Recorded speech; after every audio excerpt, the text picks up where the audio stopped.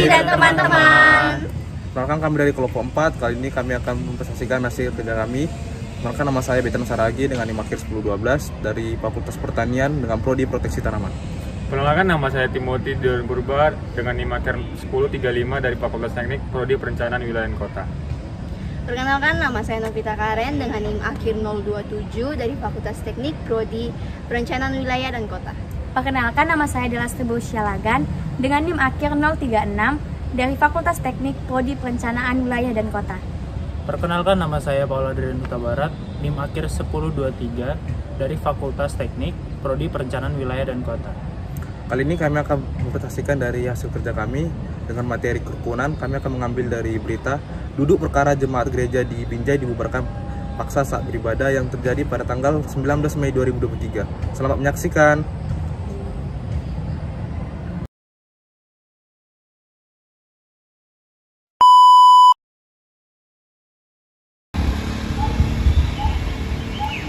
Pada 19 Mei 2023, Gereja Mawar Saron atau GMS yang letaknya di Binjai, Sumatera Utara dipaksa bubarkan saat beribadah oleh warga setempat dikarenakan tidak adanya perizinan beribadah pada saat itu juga.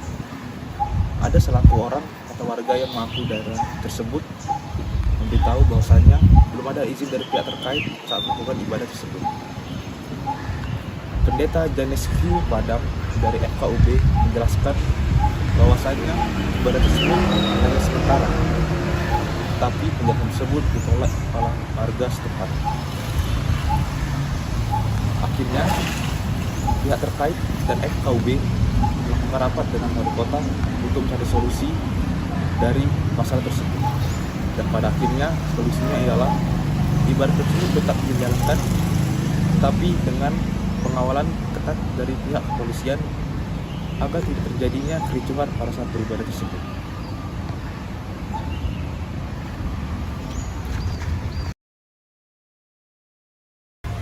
Nah, selanjutnya yaitu penyebab. Penyebab daripada pembubaran Gereja Mawar Saron di Binjai itu karena gereja tersebut tidak memiliki izin resmi daripada lembaga eksekutif. Karena gereja tersebut itu bertempat di ruko. Nah, warga setempat sendiri menolak kegiatan beribadah di sana meskipun jemaat memiliki surat rekomendasi dan Forum Kerukunan Umat Beragama atau yang disebut FKUB.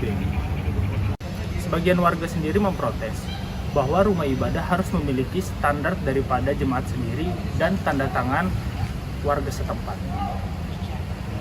Persekutuan Gereja-Gereja di Indonesia menganggap bahwa kasus pembubaran Gereja Mawar Saron di Binjai itu memiliki pola yang berulang dan membutuhkan penanganan yang serius.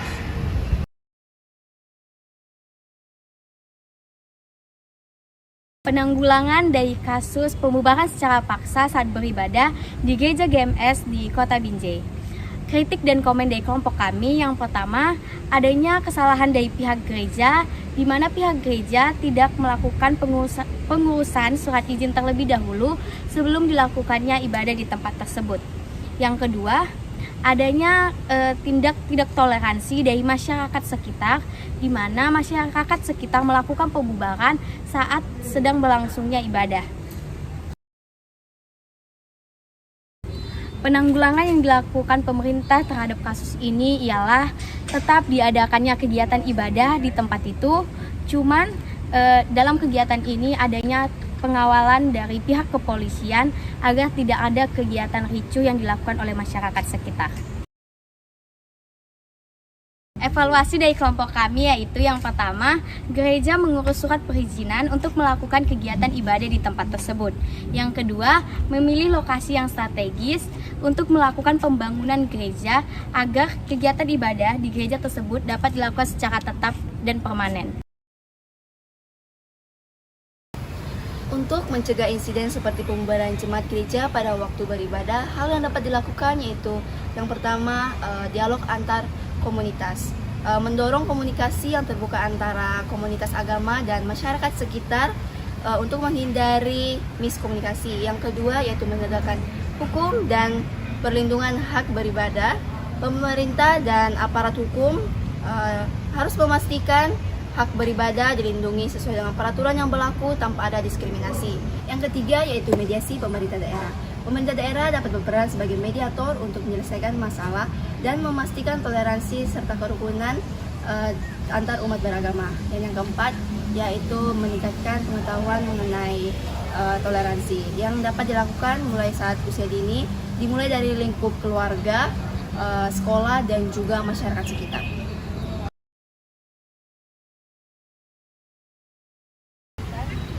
Jadi dengan adanya kasus pembubaran gereja yang ada di Kota Binjai ini, sebagai umat Kristen, kita diuji keimanan kita untuk tidak mencaci maki atau menghina atau mengejek umat yang telah membubarin ibadah kita.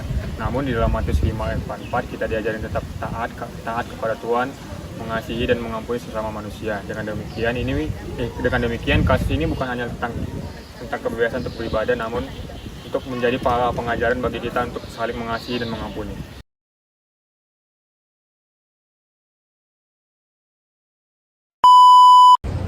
Sekian pemaparan dari kelompok kami. Jika ada kesalahan mohon dimaafkan. Shalom.